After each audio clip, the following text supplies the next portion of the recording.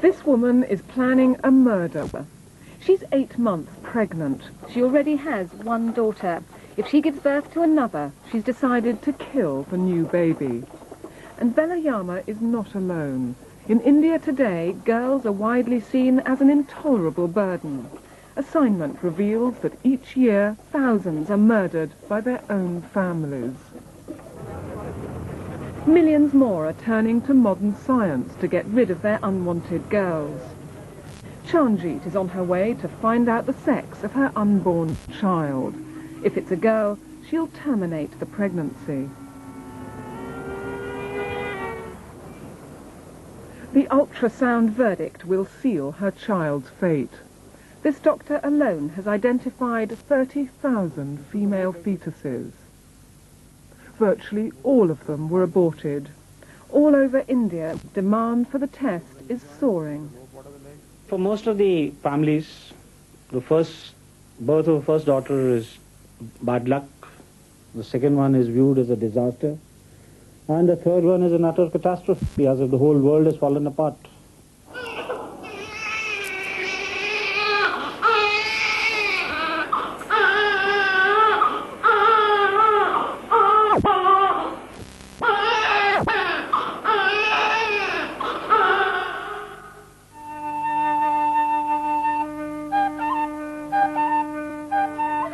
Rajasthan, northwest India. Amongst these once warring kingdoms, female infanticide was an ancient custom. Today, in remote corners of the state, the old desert traditions are still alive. Umaid Kanwar Singh is making the long journey back to her birthplace. Mrs. Singh is a rare commodity in her Rajput tribe. She was the first girl in centuries to survive in her village. The rest were always killed. Women couldn't fight the wars of the feuding princes, so girls became a luxury villages couldn't afford. The whole village of Kunda turns out to greet its first daughter and her husband. It's their first visit in 3 years. Wives usually have to be imported from other communities and are then treated as mere chattels by their husbands.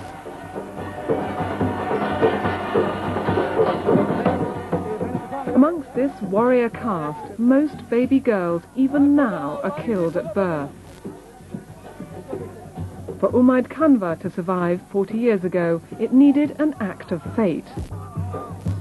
ये तो मेरे को तो इसलिए जिंदा रखा गया कि मेरे वो बाप के गोलियां लगी मेरे फादर के, इसलिए कहा कि अब उनके बीमार है, गोलियां लग गई, इसको रख लो तो वो ठीक हो जाएंगे.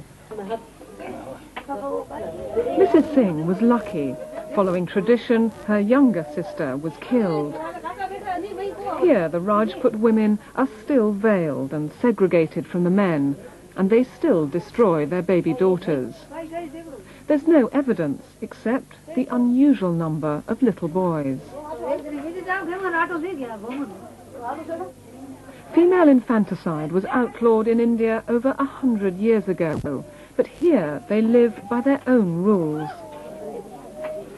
When the girl was born in these villages, the system was to either suffocate her by putting a sandbag on the nose or give her a double dose of opium in liquid form. So that's how they were finished off. In Kunda, they now let some girls live, but out of 100 children, there are still only 14 girls. While sons are always wanted, these are the children of a lesser god.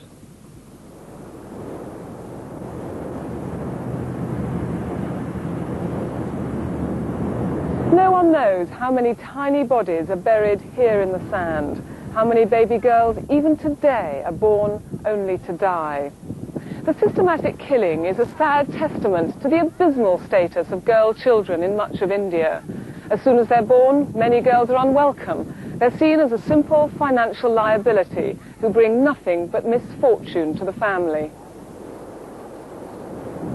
Boys, on the other hand, are the jewels in every family's crown. The killing of girls was once confined to these isolated feudal communities. The practice should be dying out, but instead it has spread. The shadow of female infanticide is falling over other parts of India.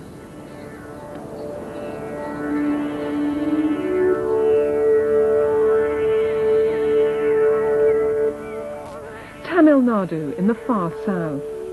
We discovered picturesque villages concealing a terrible new secret.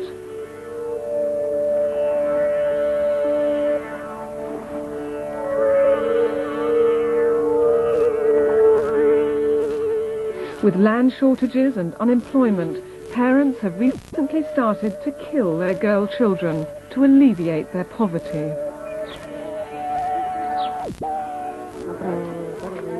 In the village of Malipalayam, the practice has now become routine. This woman showed us how they kill many of their baby girls by putting a wet towel over her face and leaving her to die. They say they've no choice because of the rising costs of bringing up girls.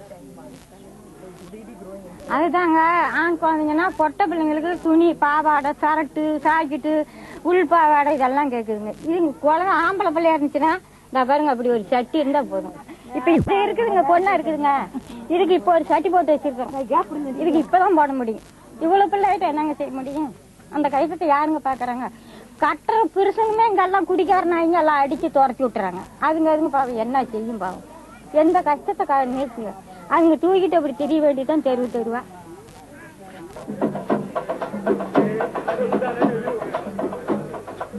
Having a daughter in India is the start of a lifetime of expensive rituals, and the financial burdens increase as the girl grows up. This is the ear-piercing ceremony. Next is coming of age. Worst of all will be this girl's future marriage. The girl's family will have to pay a dowry to the bridegroom of whatever he asks, even as much as 15 years' salary. And if the parents can't pay up, their daughter risks becoming an outcast. A woman's life can become so miserable, killing her at birth can seem a kinder option. Mutupechi and her daughter are in purgatory. Her father mortgaged his land to pay for her dowry, and the family is saddled with a huge debt. But it wasn't enough. 8 months after the wedding, her husband and his family demanded more. Here, it's an all-too familiar story. கண்டாரொல்லி தேவடியா அவசரி பிள்ளைங்க வந்துருக்காங்க. அது மாதிரி வீட்டை விட்டு வெளியேறு, இந்த இது பெரிய ஆற்று இருக்கு, அதில் போய் சாப்பா அப்படி பிள்ளைஞ்சிருக்காங்க. சாப்பாடுன்னு இருக்காங்க. அப்புறம் இது போய் ரூபா வாங்கி அவங்க அப்பா வீட்டில் அப்பா அம்மா. Her husband turned her out, and she's back a burden on her parents. She'll never marry again. To be a single woman in India is the worst social stigma. She's 17, and her life is effectively over. That is the fate seen as worse than death. Anadurai earns 50 pence a day thatching roofs. It's only just enough to support his family. They have one 3-year-old daughter. 2 years ago, his wife Basanti became pregnant again. They were desperate to have a son, but instead had a second daughter. What for most parents would be unthinkable, for them was the obvious course of action. அது நம்ம வந்து இன்னும் ஒரு பக்கம் கட்டி கொடுக்குறதா சீர் செலுத்தணும் பண்ணுறது வசதியாக இருக்குது. நம்ம சாப்பிட்றதே கஷ்டமாக இருக்குது. எதை வச்சு நம்ம செய்யறது, அதனால வேண்டாம் கொண்டுக்கலாம் அப்படின்னால சேர்த்து நம்ம கொண்டுட்டாங்க. They poisoned her with the milky juice of the Erakampu plant. How did you actually do it? சங்கடையில் வந்து பால் கொடுக்குற மாதிரிங்க. நம்ம வந்து எப்படி இப்போ பொம்பளைங்க வந்து குழந்தைங்களுக்கு பால் ஊற்றுவாங்களோ அது மாதிரி சங்கடையில் பிடிச்சிட்டு வந்து அது கொடுத்துருக்காங்க. கொஞ்ச நேரம் ஒரு 1 மணி நேரம் கத்துங்க, வாழ்வான்னு கத்தும், அவர் மாதிரி செத்துரும். வருத்தமா இருக்குது, வருத்தமா இருந்து என்ன செய்யறது, அப்புறம் வச்சிருந்தாலும் என்ன செய்யறது, நம்மளுக்கு வருத்தம் வச்சிருந்தாலும் வருத்தமாவும் இருக்குது, அப்புறம் அந்த வருத்தத்தையும் பார்க்கறதா இருக்குல்ல, அதனாலதான் அப்படி செஞ்சிருக்கு. Amadurai's mother administered the poison. It's often the mother-in-law who kills the child. The mothers become almost detached from it.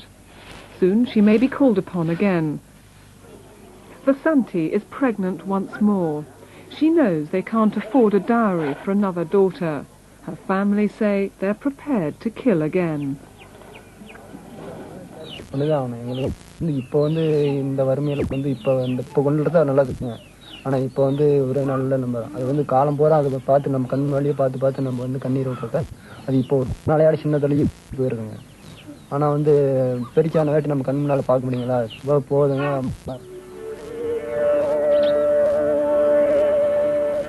In village after village in the district of Salem, we heard the same complaint. Girls are simply an economic burden.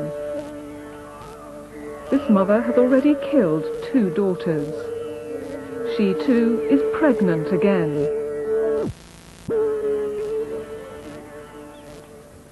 Last year in this tiny village, 8 baby girls were killed, and Malipalayam is not unique. Every year in this part of India, thousands of infant girls are poisoned, smothered, even choked to death by their own families. It's a slaughter which for years government doctors, nurses and the police have done nothing to stop. Even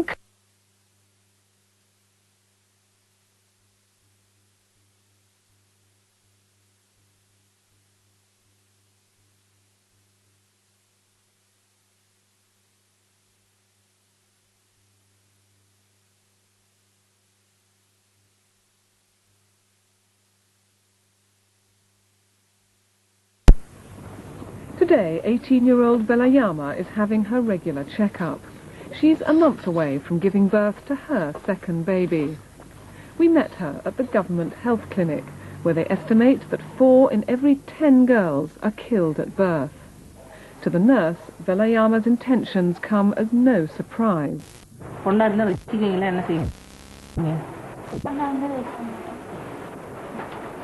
ஏன் பொண்ணா இருந்தா வச்சுக்க மாட்டேன்னு சொல்றீங்க?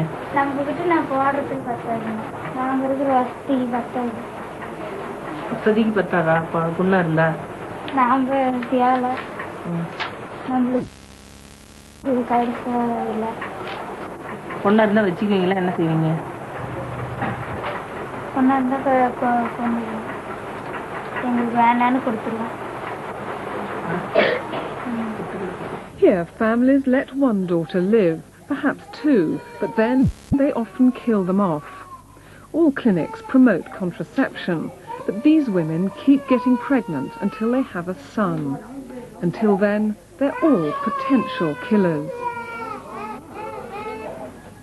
This woman has now been sterilized after having a son, but not before killing